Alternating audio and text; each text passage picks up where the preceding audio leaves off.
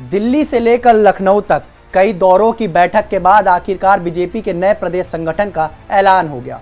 सवाल सिर्फ इतना नहीं है कि किसे क्या पद मिला और कौन बाहर रह गया। असली सवाल है कि क्या ये टीम 2024 लोकसभा चुनाव में यूपी में लगे झटके का जवाब है। क्या बीजेपी ने जातीय समीकरण को साधने की कोशिश की है और क्या समाजवादी पार्टी के खेमे में सेंधमारी की रणनीति भी इसी टीम का हिस्सा है, क्योंकि इस नई टीम में रक्षा मंत्री राजनाथ सिंह के बेटे नीरज सिंह को प्रदेश उपाध्यक्ष बनाया गया है, तो वहीं कभी समाजवादी पार्टी के विधायक रही पूजा पाल को भी बड़ी जिम्मेदारी देकर प्रदेश उपाध्यक्ष बनाया गया है। तो आखिर क्या कहती है बीजेपी की नई टीम और 2027 की लड़ाई के लिए पार्टी का क्या है प्लान, आइए समझते हैं। नमस्कार, मेरा नाम है किशन और आपने देखना शुरू कर दिया है इंडिया हेडलाइंस टीवी। गुरुवार को यूपी बीजेपी अध्यक्ष पंकज चौधरी ने प्रदेश संगठन की नई टीम का ऐलान किया। लंबे इंतजार के बाद आई सूची में 19 प्रदेश उपाध्यक्ष, 8 महामंत्री, 46 मंत्री, क्षेत्र प्रभारी और मोर्चा अध्यक्षों की नियुक्ति की गई है। लेकिन ये सिर्फ संगठन का फेरबदल नहीं है। दरअसल बीजेपी की नजर अब सीधे 2027 के विधानसभा चुनाव पर है। 2024 के लोकसभा चुनाव में उत्तर प्रदेश में बीजेपी को उम्मीद के मुताबिक सफलता नहीं मिली। 2019 में जहां बीजेपी ने 62 सीटें जीती थी, वहीं 2024 में उसका आंकड़ा काफी नीचे आ गया। समाजवादी पार्टी और कांग्रेस के गठबंधन ने बीजेपी को कई इलाकों में कड़ी टक्कर दी। खासकर पिछड़े, दलित और कुछ गैर यादव ओबीसी वोट बैंक में बीजेपी को चुनौतियों का सामना करना पड़ा। यही वजह है कि नई टीम बनाते समय बीजेपी ने सिर्फ संगठन नहीं देखा, बल्कि जातीय और क्षेत्रीय संतुलन को भी प्राथमिकता दी। नई सूची में सबसे ज्यादा चर्चा जिस नाम की हो रही है वो है नीरज सिंह। नीरज सिंह रक्षा मंत्री और बीजेपी के सबसे वरिष्ठ नेताओं में से एक राजनाथ सिंह के बेटे हैं। उन्हें प्रदेश उपाध्यक्ष बनाया गया है। राजनाथ सिंह लंबे समय तक यूपी बीजेपी की राजनीति का बड़ा चेहरा रहे हैं। ऐसे में नीरज सिंह की एंट्री को सिर्फ संगठन में मिली एक जिम्मेदारी नहीं, बल्कि पार्टी के भीतर एक महत्वपूर्ण राजनीतिक संदेश के तौर पर भी देखा जा रहा है। संदेश ये कि भाजपा आने वाले समय में युवा नेतृत्व और अनुभवी राजनीतिक परिवार दोनों को साथ लेकर चलना चाहती है। लेकिन इस सूची का सबसे दिलचस्प नाम है शायद पूजा पाल है। पूजा पाल वही नेता है जो कभी समाजवादी पार्टी की विधायक रही थी।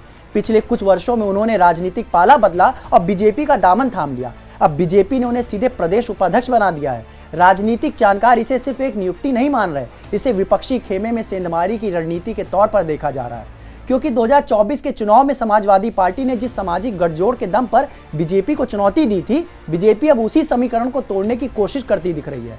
पूजा पाल को बड़ी जिम्मेदारी देकर बीजेपी एक संदेश देना चाहती है कि विपक्ष के प्रभावशाली चेहरे भी अब बीजेपी के मंच पर जगह पा सकते हैं। अगर पूरी सूची को ध्यान से देखें तो साफ नजर आता है कि बीजेपी ने लगभग हर बड़े सामाजिक वर्ग को प्रतिनिधित्व देने की कोशिश की है।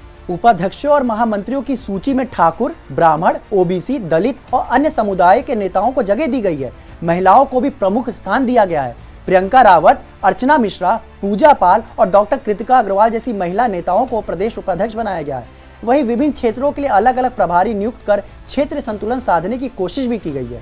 पश्चिम यूपी से लेकर पूर्वांचल तक और बुंदेलखंड से लेकर अवध क्षेत्र तक पार्टी ने अपने संगठन के ढांचे को नए सिरे से तैयार किया है। बीजेपी जानती है कि 2027 का चुनाव सिर्फ सरकार बचाने का चुनाव नहीं होगा, ये चुनाव योगी आदित्यनाथ सरकार के 10 साल के कामकाज पर जनमत भी होगा। दूसरी तरफ समाजवादी पार्टी लगातार आक्रामक राजनीति कर रही है और 2024 के नतीजों के बाद उसका आत्मविश्वास भी बढ़ा है। ऐसे में बीजेपी को बूथ स्तर तक संगठन को मजबूत करना होगा। यही वजह है कि नई टीम में सिर्फ बड़े चेहरे नहीं, बल्कि संगठन में लंबे समय से काम कर रहे कार्यकर्ताओं और क्षेत्रीय नेताओं को भी जगह दी गई है। पार्टी का मकसद साफ है, 2024 में जहां कमजोरी दिखी वहां संगठन को मजबूत किया जाए और सामाजिक समीकरणों को फिर से अपने पक्ष में किया जाए। तो कुल मिलाकर बीजेपी की नई प्रदेश टीम सिर्फ पदों की सूची नहीं है, बल्कि 2027 विधानसभा चुनाव का शुरुआती ब्लूप्रिंट है। एक तरफ राजनाथ सिंह के बेटे नीरज सिंह को बड़ी जिम्मेदारी देकर पार्टी ने अपने पारंपरिक नेतृत्व को मजबूत संदेश दिया है। दूसरी तरफ समाजवादी पार्टी से आई पूजा पाल को प्रदेश उपाध्यक्ष बनाकर विपक्षी खेमे में सेंधमारी का संकेत दिया है। और सबसे अहम, 2024 के झटके से सबक लेते हुए जातीय और क्षेत्र संतुलन साधने की कोशिश की है। अब देखना होगा कि कागज पर तैयार ये टीम 2027 के चुनावी मैदान में बीजेपी को कितना फायदा दिला पाती है, क्योंकि यूपी की राजनीति में संगठन ही चुनाव जिताता है और बीजेपी ने अपनी चुनावी मशीन को फिर से ट्यून करना शुरू कर दिया है। यूपी बीजेपी की इस लिस्ट को लेकर आपकी क्या राय है, हमें कमेंट करके जरूर बताएं। हमारे लिए रिपोर्ट तैयार की थी हमारे साथी तारिक इमरान ने। आगे इस खबर पर जो भी अपडेट होगा वो हम आप तक पहुंचाते रहेंगे। ऐसी खबरों के लिए देखते रहिए इंडिया हेडलाइंस टीवी को। धन्यवाद।